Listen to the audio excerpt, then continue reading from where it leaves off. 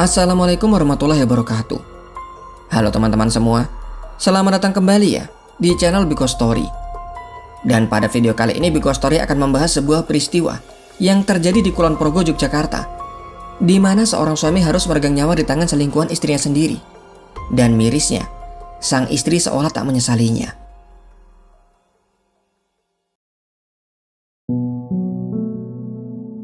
Tri, kalau saya ya masih punya rasa sama kamu. Tri yang mendengar kala itu hanya tersenyum. Salah tingkah ketika bertemu kembali dengan mantan semasa mudanya. Padahal Tri kala itu sudah memiliki 2 anak. Inilah awal dari CLBK yang pada akhirnya membawa petaka. Tri Setianingsih, itulah nama lengkapnya. Perempuan berusia 39 tahun tersebut sudah menikah dengan seorang pria bernama Ngatiman alias Proyo, seorang pria berumur 39 tahun. Mereka dikaruniai 2 anak. Anak pertama berusia 16 tahun, sedangkan anak kedua 5 tahun. Keluarga kecil itu tinggal di Dukuh Pakisan 2, Kelurahan Hargomulyo, Kapanewon Kokap, Kulon Progo, Yogyakarta. Tinggal di kampung yang sederhana, Proyo menghidupi keluarganya dengan bekerja sebagai buruh. Disebutkan pula ia merupakan seorang supir pengangkut kelapa. Pada dasarnya ia dinilai tak sungkan melakukan pekerjaan apapun untuk memenuhi kebutuhan keluarganya. Selama ini keluarga mereka dikenal cukup harmonis. Nampaknya tak ada permasalahan yang serius. Proyo sendiri meski dikenal memiliki watak yang keras, namun warga mengatakan ia sangat baik. Proyo dikatakan merupakan seorang yang sangat bertanggung jawab. Tak disangka, rumah tangga harmonis yang dibina selama 20 tahun seketika mulai berubah. Ketika dalam 3 bulan belakangan sang istri mulai terlihat berbeda, nampak menyembunyikan sesuatu.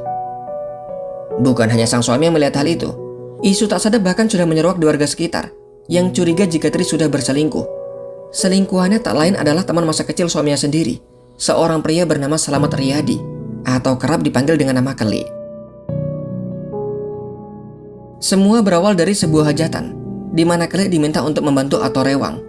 Begitupun dengan Tri yang juga diminta untuk membantu. Setelah sekian lama tak bertemu, mereka tak menyangka kembali bertemu di tempat hajatan. Keduanya pun saling curi pandang. Dalam suatu kesempatan akhirnya Keli mendatangi Tri, mengungkapkan jika ia masih memendam rasa. Bukannya mengingatkan Keli jika mereka sudah memiliki keluarga masing-masing, Tri malah seolah menyambutnya.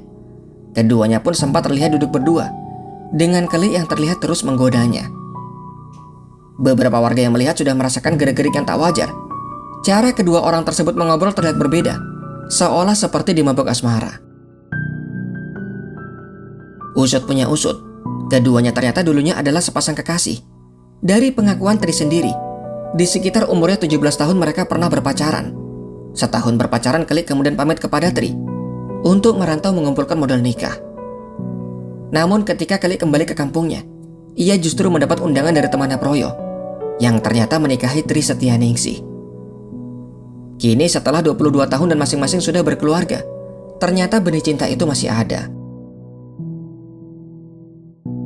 Kembali kepada isu miring yang beredar, kakak dari Proyo bernama Supandi sebenarnya sudah mengetahui. Namun karena mengenal watak sang adik yang cukup keras, ia belum berani menyampaikan jika belum ada bukti. Sementara itu hubungan Keli dan Tri makin intens. Ternyata di balik harmonisnya rumah tangga Tri dan Proyo, Tri selama ini memendam unek-unek masalah-masalah kecil dalam rumah tangganya. Masalah itulah yang kemudian ia curhatkan kepada Keli. Keli pun juga sama. Ia curhat pusing dengan masalah keluarganya yang dikatakan puluhan tahun tak selesai. Masalah lain yang dicurhatkan kepada Tri adalah masalah rumah tangganya, yang ternyata Keli kala itu tengah dalam proses cerai dengan istrinya. Hal ini membuat Tri nampaknya semakin menaruh harapan. Melihat warga yang mulai menaruh curiga karena seringnya mereka bertemu, bahkan mungkin Proyo juga akan curiga, maka mereka bertemu secara diam-diam menggunakan sebuah kode, yaitu kertas yang diselipkan lewat ventilasi. Dengan cara ini mereka bisa memadu kasih ketika Proyo sedang kerja. Sungguh perbuatan yang sangat hina. Istri asik bercinta dengan pria lain ketika sang suami banting tulang mencari nafkah. Hal itu terus dilakukan selama 3 bulan, yang pada akhirnya warga menjadi resah. Muncul gosip di sana sini. Proyo yang juga sudah mendengar membuat ia kerap bertengkar dengan Tri istrinya. Tri bahkan sudah dihadapkan ke keluarga Ditanya apakah akan memperbaiki rumah tangganya, namun Tri hanya diam saja. Dalam beberapa pertengkaran Tri kerap minta cerai. Setidaknya Proyo bercerita kepada saudaranya, Tri sudah minta cerai 2 kali. Namun untuk cerai pun tak mudah. Proyo bingung dengan bagaimana nasib anak-anaknya, apalagi yang terakhir masih berumur 5 tahun. Di awal bulan Mei 2022, tetangga mengatakan sempat mendengar pertengkaran beberapa kali. Nampaknya keadaan semakin tak kondusif. Proyo pun seperti sudah mendapat firasat akan terjadi sesuatu. Maka di tanggal 4 Mei 2022, di malam hari pukul 7 ia ke rumah kakaknya, menceritakan semua keluh kesahnya. Tak hanya sekedar bercerita, Proyo juga menitipkan sebuah wasiat. Di antaranya 2 sertifikat tanah, surat-surat kendaraannya, serta meminta sang kakak untuk menjaga anak-anaknya jika terjadi sesuatu. Selain itu, Proyo juga berpesan, surat serta sertifikat tak boleh diambil oleh siapapun, sekalipun oleh istrinya sendiri, kecuali ia yang mengambil. Proyo nampaknya khawatir jika surat itu jatuh ke tangan selingkuhan istrinya. Sementara itu ketika Proyo tengah ke rumah kakaknya, di rumah sang istri malah kembali bermesraan dengan selingkuhannya. Rupanya itu adalah pertemuan kedua di hari itu. Siang ketika Proyo sedang keluar, sang istri juga sempat bertemu dengan Keli, namun tak berlangsung lama. Malam itu mengetahui Proyo tak di rumah, Keli kembali datang menemui Tri. Dalam pemberitaan yang dimuat oleh kulonprogo.sorot.co, kedua pasangan tak sah itu bahkan melakukan hubungan suami istri. Kemudian setelahnya duduk di pojok rumah. Di saat duduk berduaan itulah, tanpa mereka sadari Proyo pulang dan merasa curiga. Dari kejauhan ia berjalan mengendap dan akhirnya melihat istrinya duduk bersama seorang lelaki. Proyo pun berlari sambil berteriak, menyuruh keduanya untuk tidak kabur. Proyo yang membawa senter terus mengarahkan sorotan cahayanya. Ketika sampai di depan Keli, tangan kiri Proyo meramas baju Keli, sementara senter itu disorotkan ke mukanya untuk memastikan. Keli yang kala itu merasa silau langsung menepis hingga senter terjatuh. Dari situlah dimulai perkelahian keduanya.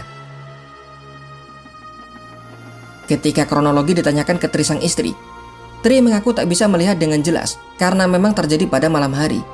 Hanya mengatakan sempat berlari ke sana kemari, juga saling membalas pukulan. Hingga dalam satu kesempatan Keli balik memojokkan Proyo, sempat menendang bagian perut, lalu mendorong dengan keras hingga Proyo tersungkur. Dan ketika itulah kepala Proyo menghantam pohon kelapa. Proyo dengan tergopoh berjalan menjauh. Sesekali ia merangkak, sementara Keli masih berteriak memakinya. Khawatir warga lain akan datang, Keli dengan cepat lari ke rumahnya. Sementara Proyo, rupanya lukanya sangat fatal. Hingga ketika sampai di sebuah jalan kecil, ia pun terjatuh dan mengembuskan nafas terakhirnya. Seorang warga kemudian menemukannya. Belum ada dugaan apapun. Mereka mengira Proyo meninggal karena terjatuh. Maka jenazah kemudian dibawa ke rumah istrinya. Sesampai di rumah, Tri berlagak seolah syok. Ia lantas menyimpan baju dan celana suaminya, juga termasuk senter yang kala itu digunakan. Tri tak menceritakan apa yang sebenarnya terjadi malam itu kepada keluarga Proyo. Kejanggalan baru ditemukan keesokan paginya oleh kakak Proyo sendiri. Ketika sedang memandikan jenazah, Supandi terheran dengan semua luka adiknya. Sangat aneh jika hanya terjatuh ada banyak luka yang timbul. Meski demikian pagi itu jenazah tetap dimakamkan. Lalu bagaimana polisi bisa mengendus kejahatan yang Keli lakukan? Mengutip keterangan dari AKBP Mukaromah, bukan warga yang melaporkan ke kantor polisi. Namun ketika itu, kebetulan ada polisi Kering Sarse yang berpatroli. Dan ketika berkunjung ke rumah warga, warga pun menceritakan kecurigaan mereka atas kematian Proyo. Maka polisi mengkonfirmasi ke keluarga. Kurang dari 1 kali 24 jam, polisi berhasil mengamankan Keli di persembunyiannya, yaitu di rumahnya di wilayah Temon. Awalnya Keli masih mengelak, namun karena keterkaitan yang sangat erat, juga kesaksian dari beberapa warga, polisi pun terus menginterogasinya, hingga akhirnya Keli mengakui. Dan untuk mendapat bukti ilmiah meninggalnya Proyo, polisi akhirnya membongkar makam Proyo untuk melakukan autopsi. Kala itu sudah masuk di tanggal 12 Mei 2022. Sudah seminggu semenjak Proyo dimakamkan. Disitulah tim forensik menemukan ada bekas benturan yang sangat kuat, khususnya pada bagian kepala. Kemungkinan besar akibat terbentur pohon kelapa. Jelas sudah semuanya. Slamet Riyadi alias Klik kini harus bertanggung jawab. Ia dijerat dengan pasal 351 ayat 3 KUHP. Awalnya ia dituntut dengan penjara selama 7 tahun. Namun vonis yang diberikan pada 17 Oktober 2022 menjatuhkan vonis penjara selama 6 tahun. Sementara untuk Tri Setianingsih, statusnya hanyalah sebagai saksi. Dan itulah akhir dari kasus yang terjadi di Kulon Progo, di mana seorang suami dihabisi oleh selingkuhan istrinya sendiri. Sedikit menambahkan keterangan dari Klik ketika diinterogasi oleh polisi.